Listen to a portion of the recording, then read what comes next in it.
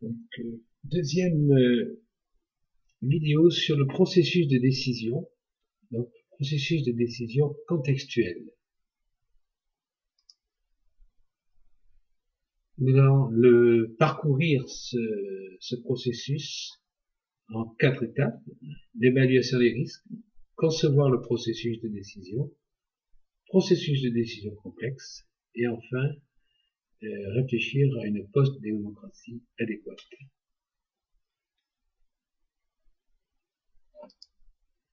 Donc, nous allons commencer par l'évaluation des risques. Évaluer les risques, qui sont la probabilité qu'il y ait des menaces ou des opportunités, la sûreté de fonctionnement, qu'elle soit guidée ou réglée, la notion de risque avec indice de risque, les risques sectoriaux et les risques globaux, et enfin la représentation hiérarchique, systémique, chaotique d'une prise de décision.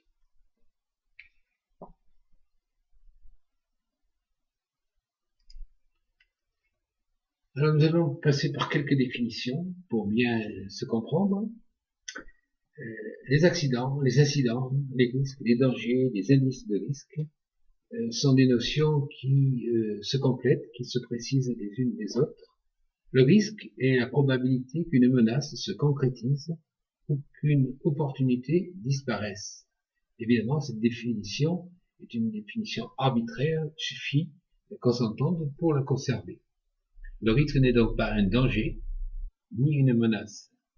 Le risque, c'est la probabilité que ce danger ou cette menace se réalise, se concrétise. L'incident, c'est une situation pré-accidentelle. L'accident a été évité de justesse. Enfin, l'indice de risque est un ratio entre deux types de dangers, de menaces ou d'attrait, d'opportunité. Par exemple, entre le plaisir et le danger, la sécurité et l'ennui. L'analyse des risques, la maîtrise et la réduction des risques, c'est une façon de penser que parmi tous les risques globaux auxquels nous sommes confrontés, il y en a que nous préférons réduire, alors que d'autres vont augmenter. Nous allons donc avoir à choisir les risques plutôt que de les subir. Et enfin, la maîtrise des risques prend en compte le principe de précaution, de prévention et des réductions à risques potentiels ou avérés. Les risques avérés, ce sont par exemple des situations pré-accidentelles dans lesquelles nous sommes conduits à éviter le suraccident si l'accident se produit.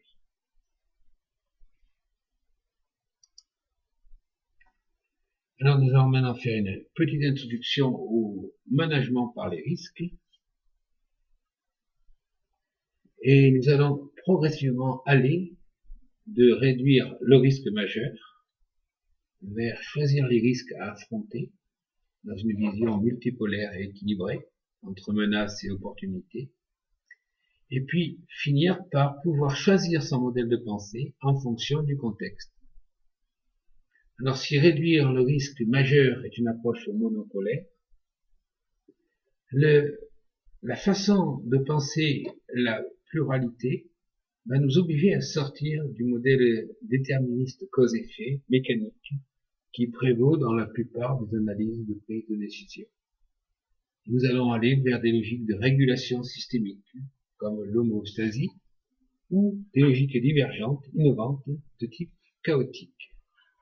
Et donc il va falloir apprendre à discerner en fonction du contexte quelle logique nous allons utiliser.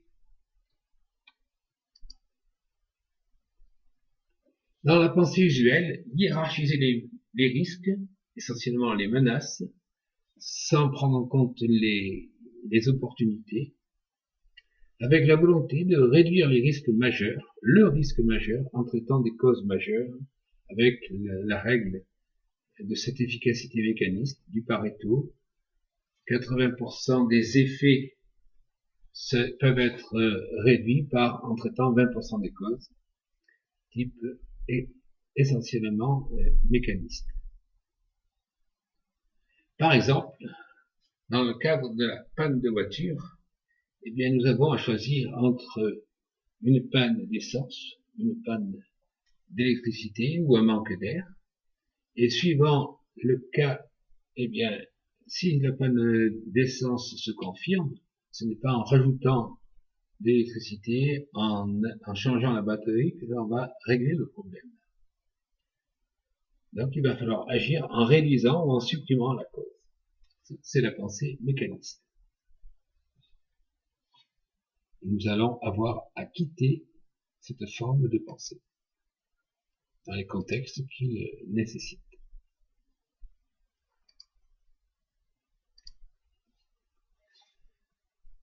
Pour un risque donné, prenant en compte par exemple un danger, nous avons plusieurs niveaux de risque. L'amplitude du risque. Le risque optimal, c'est quand, bien en fait, il n'y a pas de, dans le cadre de la montagne par exemple, il n'y a pas de risque majeur, que l'exposition est raisonnable et acceptable dans le temps présent.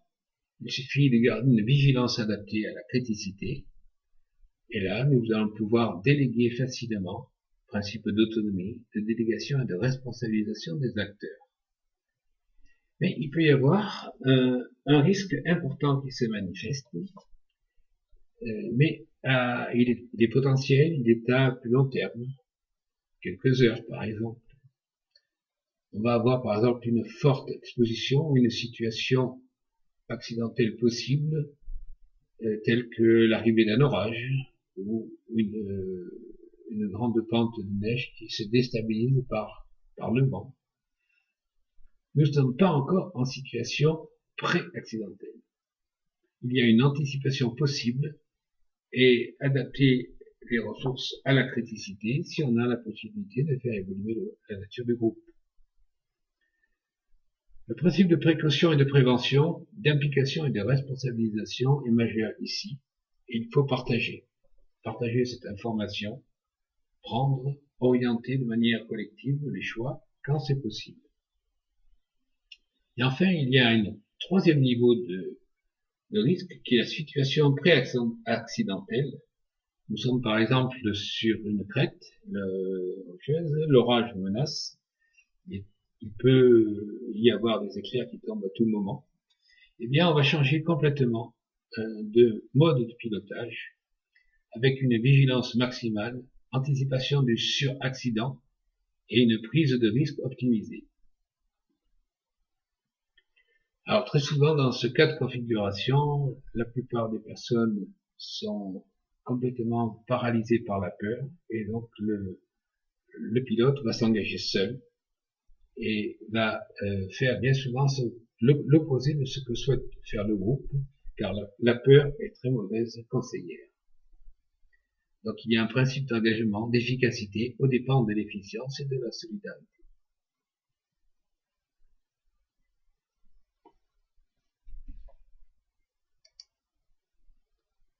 Alors percevoir et caractériser un risque concerne évidemment à évaluer cette probabilité en termes de niveau global de risque d'avoir un impact d'une menace qui se réalise ou d'une opportunité qui y est manquée.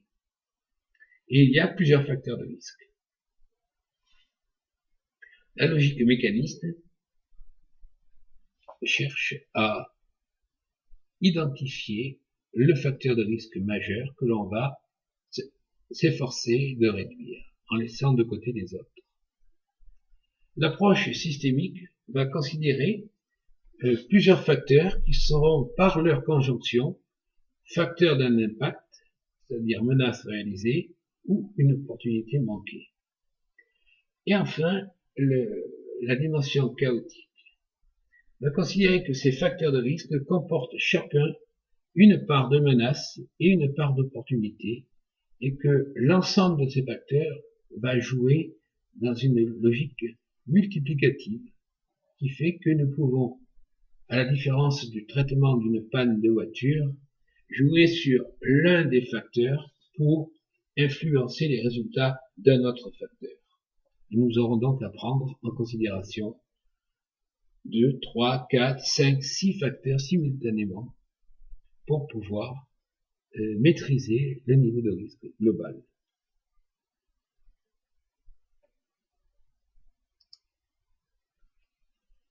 Alors maintenant, nous allons nous pencher sur la notion de sûreté de fonctionnement.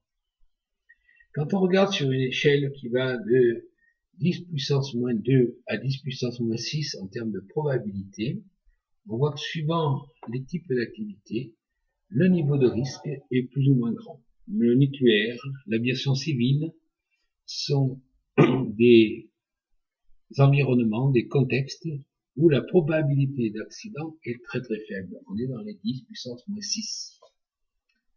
À l'inverse, dans l'alpinisme himalayen, la probabilité d'accident est de l'ordre de 10 puissance moins 2, c'est-à-dire un accident sur 100 jours de course engagée, par exemple.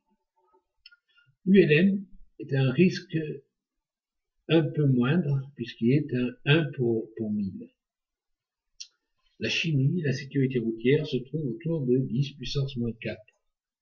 Et le médical a une particularité, c'est qu'il part de 10 puissance moins 3 et peut aller jusqu'à 10 puissance moins 5, suivant la nature de l'acte. Et globalement, on peut séparer, à partir de la verticale de 10 puissance moins 4, entre une sûreté de fonctionnement réglée, qui est droite, qui va vers les probabilités faibles, où l'ensemble des procédures sont suffisamment maîtrisées, explicitées, comprises et appliquées pour que le facteur de risque soit réduit à une très très faible probabilité. À l'opposé, le fonctionnement, la sûreté de fonctionnement guidée, le modèle artisan, s'appuie sur une compétence le plus souvent non formalisée, ou en tout cas pas formalisée dans le détail, et donc difficile à transmettre, qui s'acquiert par la pratique et l'apprentissage sur le terrain. Et suivant le contexte d'évolution, par exemple dans l'aviation, au moment de la naissance de l'aviation, les pilotes étaient dans une sûreté de fonctionnement guidée. Aujourd'hui, probablement un siècle après, eh bien, le principe qui régit la sécurité est une sécurité de fonctionnement réglée. Chaque fois que l'on démarre une nouvelle activité inconnue des hommes, eh bien, nous commençons par du guidé et puis nous pouvons finir par du réglé.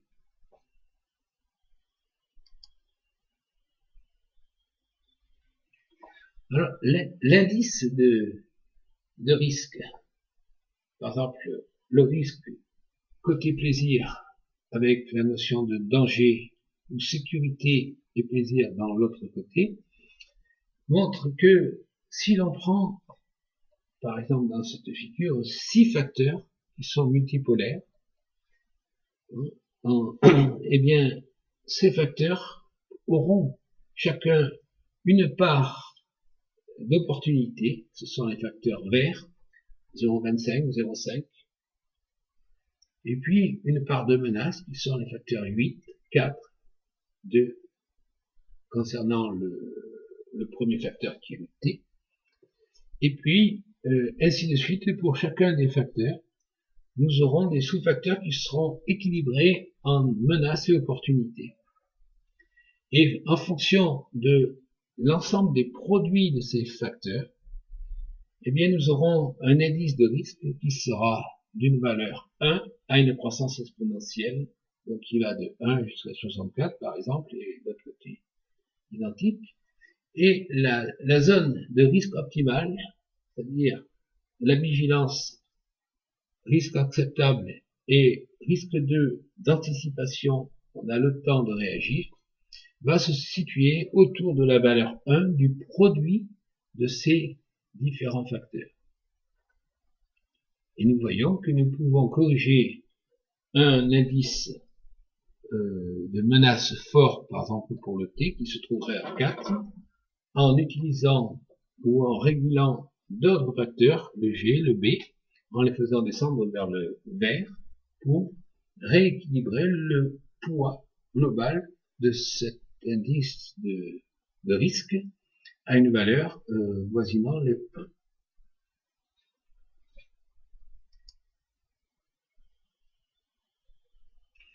Alors, dans le cas de notre réflexion sur les grandes mutations sociétales, eh bien, nous voyons que nous pouvons avoir 6 grandes mutations: la migration des personnes, la croissance démographique, la problématique familiale, la problématique numérique, la problématique industrielle, la problématique économique, bien qui chacune va avoir des facteurs très négatifs, des facteurs négatifs, des facteurs plutôt positifs et des facteurs très positifs. Et donc, nous allons pouvoir imaginer un ensemble de configurations. Dans ce cas, toutes les configurations seront présentes, mais quels seront leurs poids? Où est-ce que nous devons agir? Comment nous devons jouer pour pouvoir pallier, par exemple, le dérèglement climatique, le déséquilibre nord-sud, la perte de toute notion d'engagement? Eh bien, il va falloir compenser tout cela par d'autres facteurs, et une approche mécaniste serait complètement irréaliste.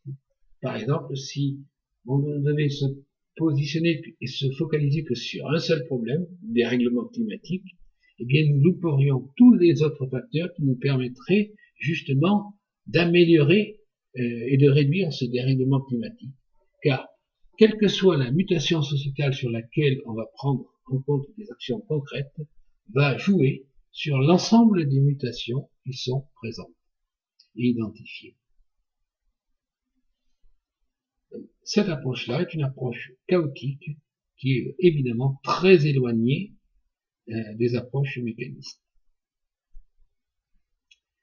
Nous allons maintenant partir sur la deuxième partie de cette vidéo, qui est concevoir le processus de décision. Là, nous avons vu que le processus de décision était d'abord un processus simple, c'est-à-dire un système avec une capacité d'intégration, d'amélioration par la mesure de ce qui est produit. Mais peut-on se contenter d'une approche processus, ou doit-on le penser comme un système ou comme un art, cette capacité à décider? Là, nous allons revisiter évidemment les différentes options. Processus, modélisation systémique, modélisation chaotique, processus de décision contextuelle et processus de décision itérative.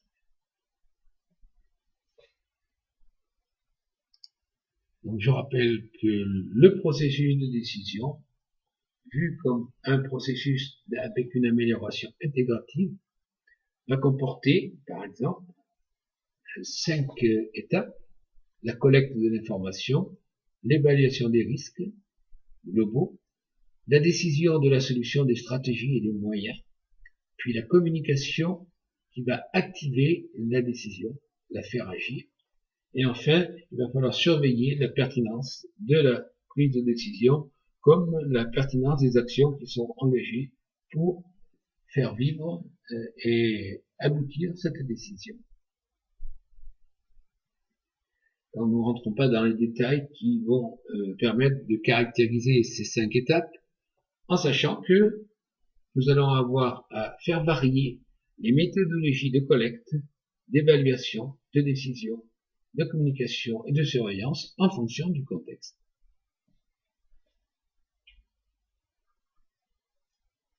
Alors, le modèle systémique que je représente ici est issu de l'ouvrage de Jean-Louis Lemoine, modèle de décision complexe, où l'on voit qu'il distingue à la fois plusieurs moments de décision: décider d'agir, décider des critères de décision, décider de revoir la décision, décider de s'informer, décider des finalités.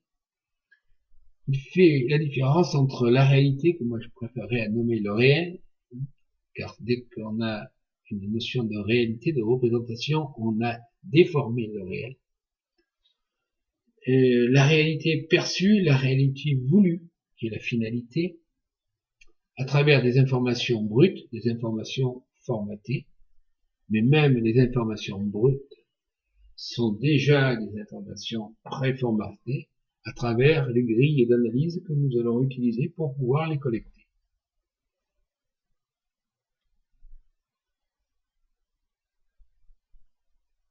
Formuler le problème, concevoir et résoudre le problème, et finalement décider des actions à engager, est un ensemble qui est en interaction, beaucoup plus complexe que le processus précédent qu'on vient d'examiner.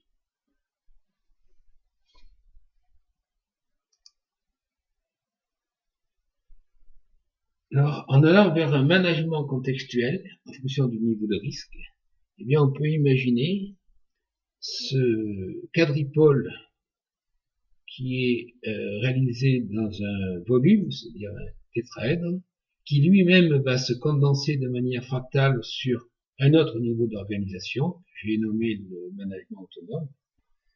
Et dans ce quadripôle, eh bien, il va y avoir plusieurs tâches de pilotage, de management, de gouvernance, en fonction du niveau de risque. Niveau de risque 1, qui assure la vigilance. Ce sera le management de régulation, par exemple. Les stratégies de crise, de gestion de crise, vont être concernées avec la notion d'urgence, de combat des peurs et d'engagement dans, non pas la meilleure des solutions, mais la solution la plus adéquate au moment où elle se pose. Eh bien, un management directif pour des risques de niveau 3 en situation pré-accidentelle. Il va y avoir des managements participatifs pour développer des stratégies dans le cas de niveau de risque 2, puisque nous avons le temps de pouvoir avancer collectivement.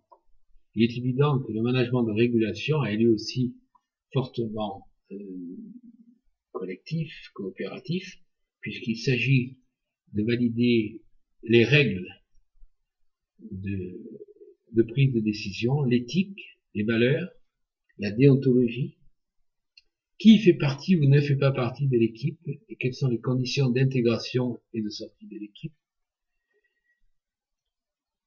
et quelles sont les règles qui vont caractériser quand est-ce qu'on va passer à un management directif, management participatif ou management de rupture ou d'innovation.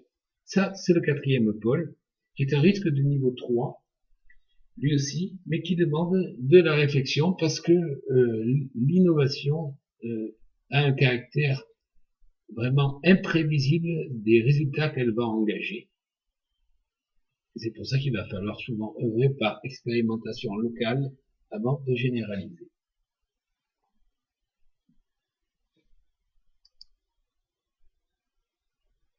Alors une grande question se pose, est-ce que nous pouvons avancer tout le temps en séquentiel, comme l'éducation occidentale nous a formaté depuis la plus petite école, ou est-ce que nous devons agir de façon parallèle? Le processus séquentiel consiste à établir d'abord un diagnostic, puis une vision du but, de là où on veut aller, qui va se décliner en objectif, et ensuite à engager les actions, l'ouverture d'un projet, et les stratégies, les tactiques et l'opérationnel qui va en découler. Nous pouvons aussi envisager un autre processus, qui est un processus parallèle, où l'on va construire simultanément une vision de plus en plus pertinente du diagnostic, du but à atteindre, et engager des actions de plus en plus fines, pertinentes et nombreuses. Donc il va y avoir une co-construction du diagnostic, de la vision, par l'action. Plus on agit, plus on a d'éléments pour affiner le diagnostic et affiner la vision du but.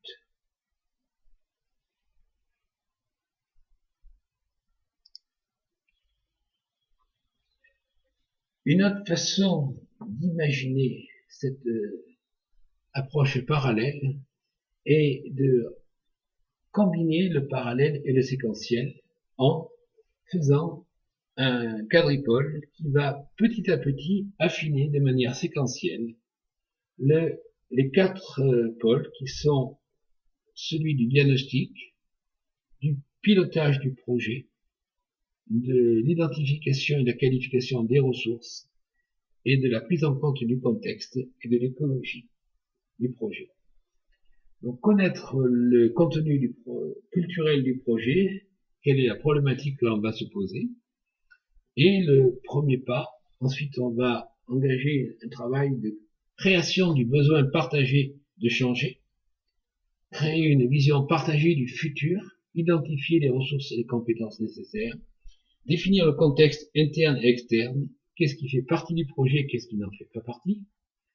Et puis ensuite, nous allons passer à un deuxième cercle d'approfondissement, établir les trois diagnostics, celui du présent, celui du passé et celui du futur où nous voulons aller, en sachant que le projet nous conduira ailleurs, puisque l'action va faire modifier ce diagnostic et cette vision. Ensuite, il va falloir organiser le projet, définir les objectifs, les indicateurs et les risques, c'est-à-dire menaces et opportunités à prendre en compte. Il va falloir quantifier les ressources, définir l'organisation, puis enfin, analyser le contexte de l'équipe projet, comment va-t-elle pouvoir évoluer de manière performante. Enfin, le dernier cercle dans cette configuration va consister à choisir la méthode de projet. Serons-nous, une fois ce travail terminé, liés à une approche déterministe, cause-effet, à une approche systémique ou à une approche complexe. Et en fonction de la nature du projet, eh bien, nous pourrons définir la méthode adéquate pour le projet ou les sous-projets. Il peut y avoir des variantes. Ensuite, il va falloir piloter le projet et les sous-projets, activer les ressources et les compétences en cohérence avec les objectifs, et enfin prendre en compte le contexte et l'écologie de l'organisation.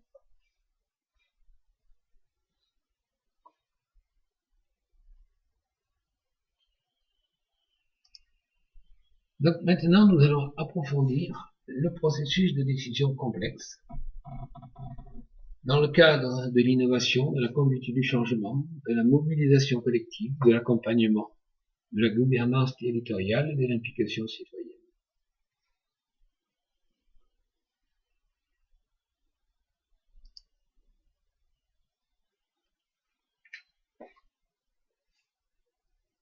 L'innovation industrielle se réalise à partir d'une logique essentiellement déterministe, cause-effet.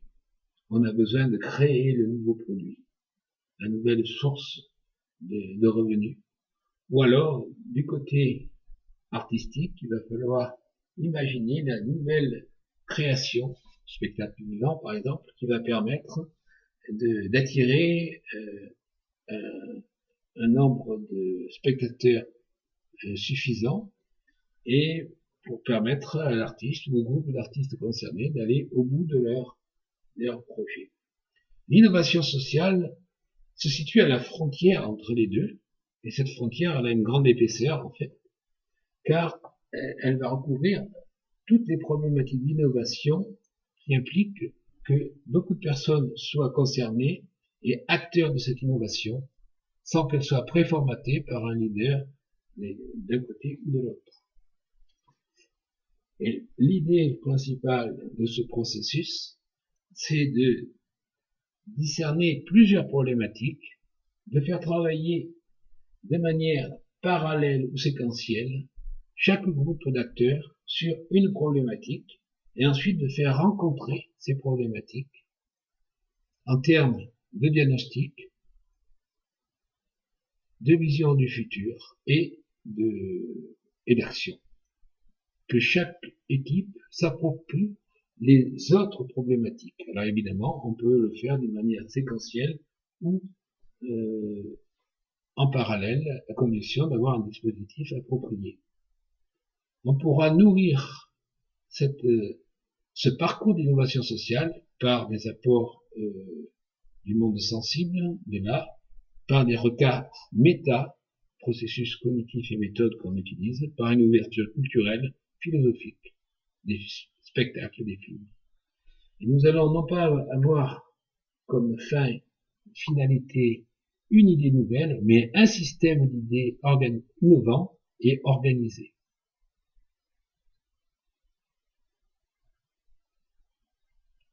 Dans chacune de ces problématiques, il va y avoir des cycles de travail individuel, de création de désordre puis d'ordre, et un travail collectif de création de désordre puis d'ordre, qui ensemble vont permettre de structurer un système d'idées interactif et qui portera sur cette innovation sociale à mettre en œuvre.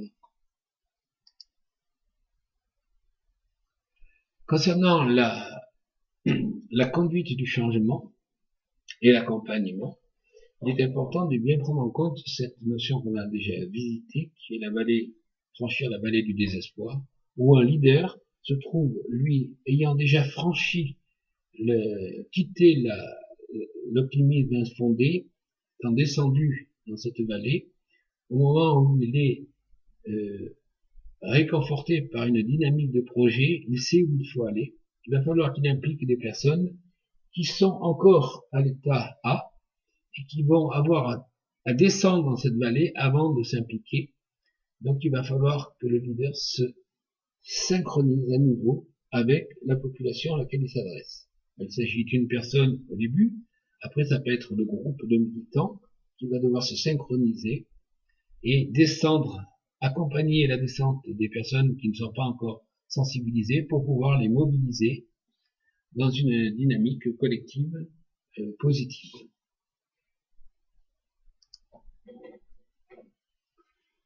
Alors là, c'est une façon plus détaillée de représenter donc la vie d'un projet, avec la validation, le lancement du projet, la réalisation, et puis la fin du projet qui est une rupture, qui va faire démarrer sur une autre piste de projet, avec les points 6 et 7, ou alors engager la personne ou le groupe concerné dans un processus de deuil, donc franchissement de la vallée du désespoir, en laissant maturer avec une rupture de sens, un deuil prolongé, et l'implication à créer un métadiagnostic pour rechercher, point 9, une autre finalité.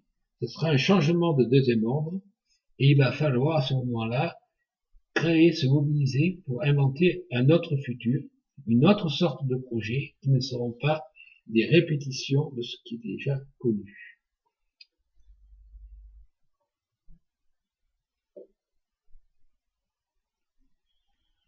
Dans cette figure, j'ai essayé de représenter les trois visions du diagnostic, qui est la vision du passé, la vision du présent et la vision du futur et des intentions. Mais l'ensemble de ces trois visions fait partie du passé, c'est-à-dire c'est ce que nous avons imaginé. Et bien souvent, par exemple, dans un bilan professionnel, pour une personne au chômage, on va essayer de comprendre quelles sont ses compétences et ses capacités à trouver un emploi en regardant essentiellement donc son passé et en cherchant l'adéquation entre le passé de cette personne et les opportunités qui se présentent maintenant, donc au présent.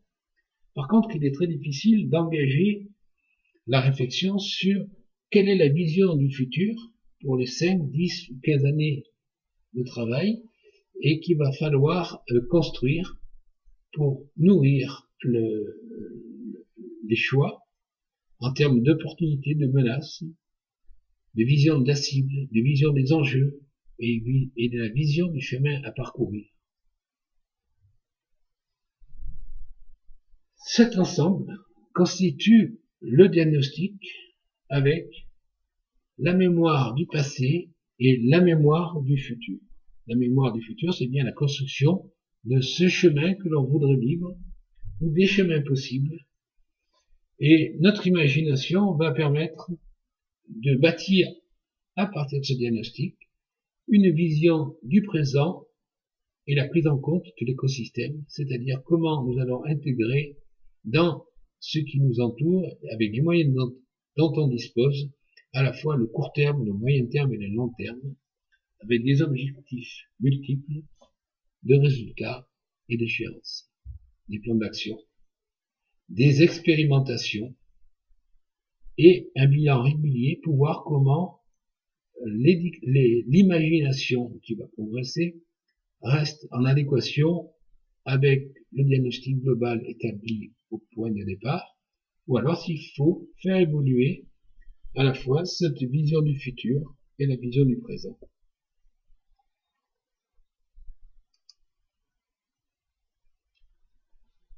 Alors, ce schéma a été inspiré de l'œuvre de Gilbert Simondon, qui est un philosophe qui est très peu connu, qui a sa propre démarche, qui a son propre vocabulaire, et ça a été issu d'un livre très difficile à lire, qui est les processus d'individuation psychique et collectif. J'en ai retiré deux grandes informations, dont la précédente vue mémoire du passé, mémoire du futur a été induite par cette lecture, et puis là, dans cet équilibre que nous pouvons rechercher entre l'énergie que l'on consacre à l'action, l'énergie que l'on consacre au don de soi, et l'énergie que l'on consacre à la sagesse, à la prise de recul. Et ces trois pôles vont nourrir de manière très inégale notre vie, et en fonction de l'âge, on va avoir quelque chose qui sera plus ou moins une posture juste, en harmonie. Alors, ce travail de réflexion sur la posture juste va peut-être être affiné pas à pas.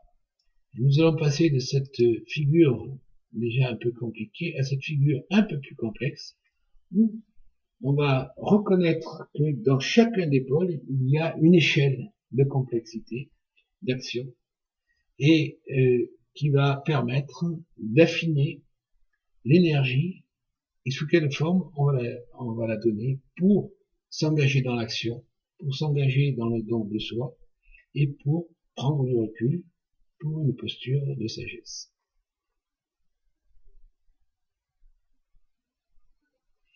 Et nous allons terminer cette vidéo par cette dernière partie pour une réflexion sur la post-démocratie adéquate.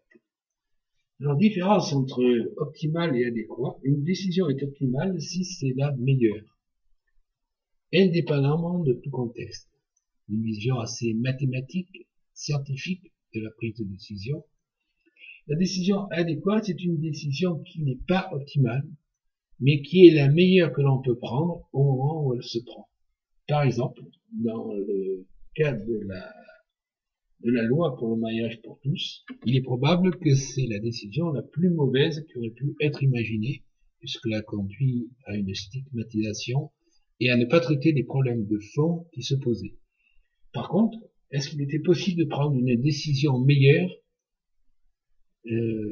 C'est fort peu probable. La décision qui a été prise est une décision adéquate en fonction du rapport de force.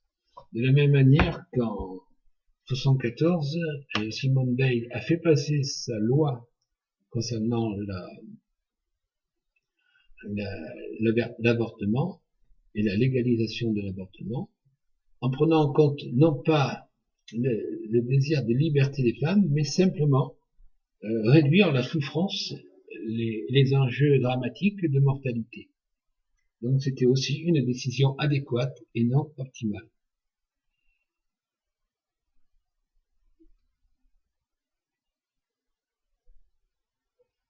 Nous avons besoin, dans un contexte bien complexe, de sortir des débats démocratiques qui est beaucoup trop focalisé sur des approches argumentaires pour ou contre, dans des visions très réductrices, sectorielles, pour engager des de nouvelles formes de débat qui sont beaucoup plus adaptées à la dialogique, faire collaborer des personnes qui n'ont pas les mêmes logiques, et donc à développer la capacité d'écoute et d'intégration de logiques différentes.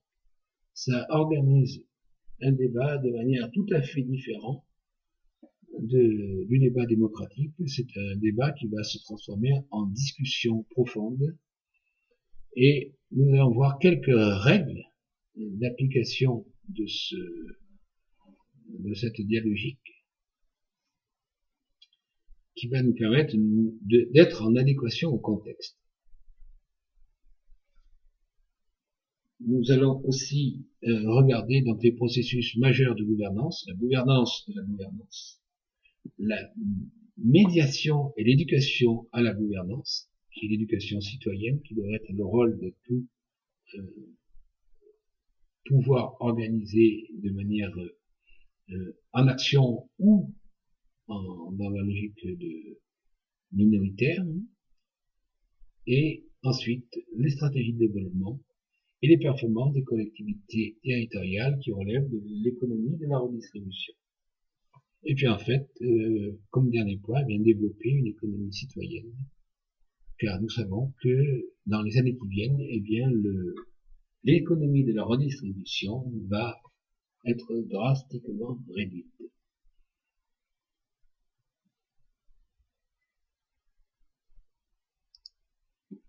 Alors, pour sortir du débat démocratique, nous avons besoin de prendre en compte 5 principes. La Constitution a retenu, et dans un mauvais sens, le principe de précaution, alors que 5 principes font système. La précaution, c'est la capacité à comprendre ce qui se passe. Elle s'appuie sur la formation, du partage d'expérience et une analyse de pratique, qui est justement l'objet d'une discussion en profondeur et qui nous oblige à rentrer dans des postures d'écoute davantage que de postures argumentaires. Ensuite, il y a la prévention des risques avec anticipation, prise en compte simultanée des risques d'ordre 1, 2 et évidemment 3. L'implication, la protection personnelle, l'aide qui relève du don de soi, de l'alarme et de la vigilance. Les principes de responsabilisation, chacun évolue à son niveau de prise de conscience et d'acceptation des niveaux de risque, mais aussi chacun a un rôle politique à partir du moment où il réfléchit à la façon dont il gagne ses revenus et la façon dont il les dépense.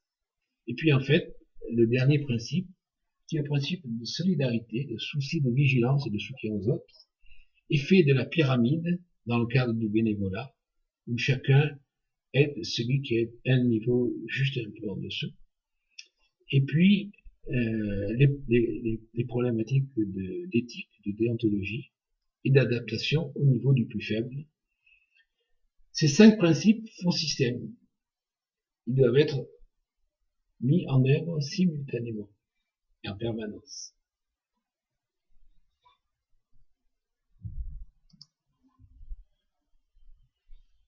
Alors, la petite réflexion sur les nouvelles représentations de l'économie, c'est extrait d'un rapport de l'organisation MCX que pilote Jean-Louis Lemoigne et dans l'esprit de la méthode de Edgar Morin. Donc, nous avons des économies primaires, secondaires et tertiaires en termes de relations, d'information, du savoir et du sens. Et nous allons affiner cette matrice, dans laquelle je ne vais pas insister pour le moment, sur cette autre vision de développement des nouvelles gouvernances à partir des logiques de territoire. Alors ça, c'est construit à partir des apports de Claude Jacquier, qui est un chercheur au CNRS.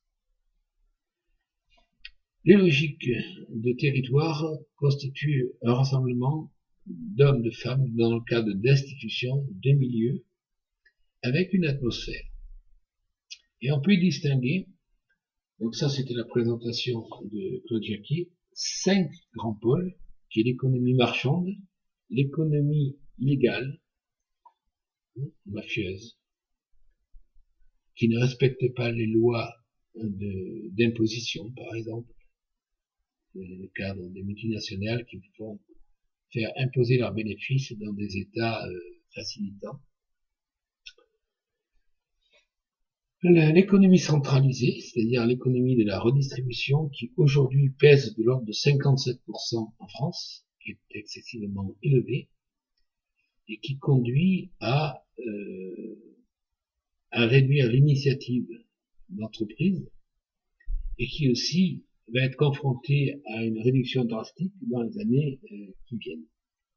Et puis, il y a l'économie solidaire et du troc, qui est en croissance.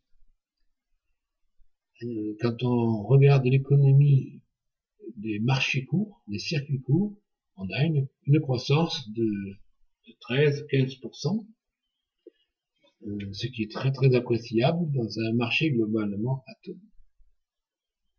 Et puis, il y a l'économie domestique qui, d'une part, n'est pas valorisée et d'autre part, est fortement dégradée par les conditions de travail, de surmenage et de réduction de la famille à des familles monoparentales. C'est que dans l'Isère, il y a 20% de familles monoparentales et à Grenoble même, on tourne plutôt autour de 30%. Et puis, il y a une autre économie à créer, à mon sens, pour compenser la réduction drastique de l'économie de redistribution. C'est l'implication citoyenne qui est à imaginer, à créer.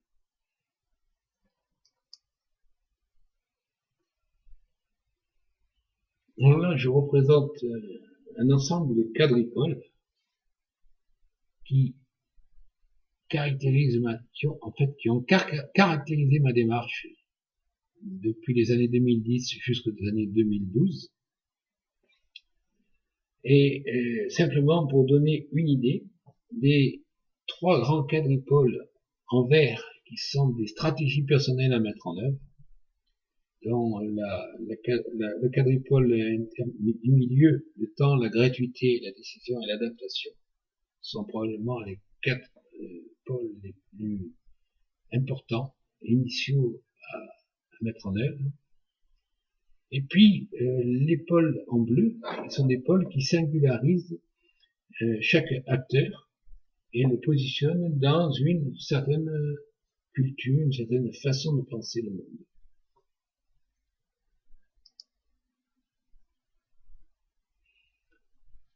Alors, je vais terminer par deux représentations. L'une, c'est le fait que dans l'espace, la géographie, comme dans la dimension temporelle, la résolution des conflits par la voie démocratique et le débat est quelque chose qui fonctionne bien dans le court terme et surtout dans une situation relativement stable. Elle est complètement inadaptée à l'évolution à laquelle nous sommes confrontés, qui sont ces nombreuses mutations, car il faut beaucoup de temps pour dialoguer, pour se comprendre, et à intégrer une pensée complexe, c'est-à-dire une vision globale. Et donc la logique argumentaire n'est absolument pas adaptée, et en tout cas pas le préalable. Le préalable, c'est de comprendre comment l'autre construit sa représentation du monde et aider chacun à construire une représentation du monde la plus globale et la plus pertinente par rapport à ce que nous avons à engager. Il est évident qu'il y a une élaboration collective de nouvelles pratiques, de nouvelles compétences, qui ne doit pas se faire au détriment du passé, mais enrichir et relier les compétences du passé, qui, par la dynamique taylorienne et d'organisation scientifique du travail, ne savent plus communiquer entre elles et sont donc impropres à faire face aux multiples mutations que j'avais présentées précédemment. Et nous arrivons maintenant à la dernière vue, qui est cette idée que nous sommes dans une logique de bifurcation, nous avons vécu une première modernité, puis une seconde qui a probablement été celle du XXe siècle, celle de la démesure, et nous allons avoir à franchir une ou plusieurs catastrophes, bifurcations, mathématiques des plis. Vous voyez que pour aller du pli bleu au plan vert, il va falloir passer par une ligne d'incertitude rouge qui va être notre capacité à nous adapter et à construire un monde autre, mais que nous ne savons pas prévoir, qui prendra une grande ampleur en termes de temporalité, qui concernera plusieurs générations. Donc, apprendre à se représenter ce contexte qui n'est plus du tout celui du XXe siècle est une aide à justifier l'utilisation des outils du penser agir en complexité et de la prise de décision contextuelle dans un mode chaotique. Voilà pour cette deuxième vidéo sur les processus de prise de décision.